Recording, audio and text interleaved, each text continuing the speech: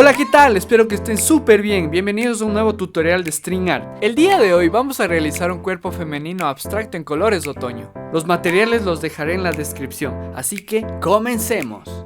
Y bueno, quería contarles que después de casi 2 meses con mucho esfuerzo y perseverancia, he llegado a mis primeros 100 suscriptores. Sé que aún no es mucho, pero en serio estoy bastante agradecido con todas las personas que me han brindado su apoyo durante los inicios de mi canal. Y mi forma de agradecerles será sorteando uno de mis cuadros de este 9 de agosto. Si quieres enterarte más, dejaré en la descripción del video todos los pasos a seguir para participar en el sorteo.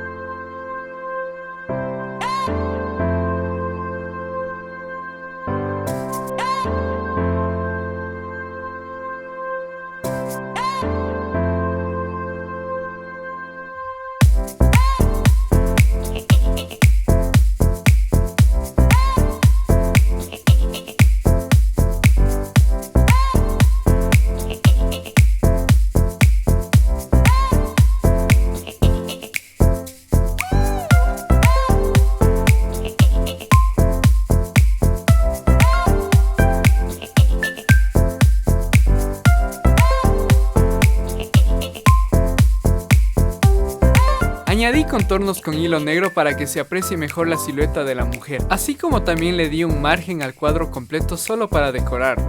Me demoré 2 horas en clavar y 4 días en bordar, ya que como pueden apreciar este cuadro no tiene ni un solo espacio sin hilo, pero me siento bastante satisfecho con el resultado. Y este ha sido el resultado final, espero haberte ayudado y que también te haya gustado, que es lo más importante. Y si es así, no olvides dejar tu like y dejar tu comentario, como también suscribiéndote a mi canal. Y no olvides activar la campanita para no perderte ningún video.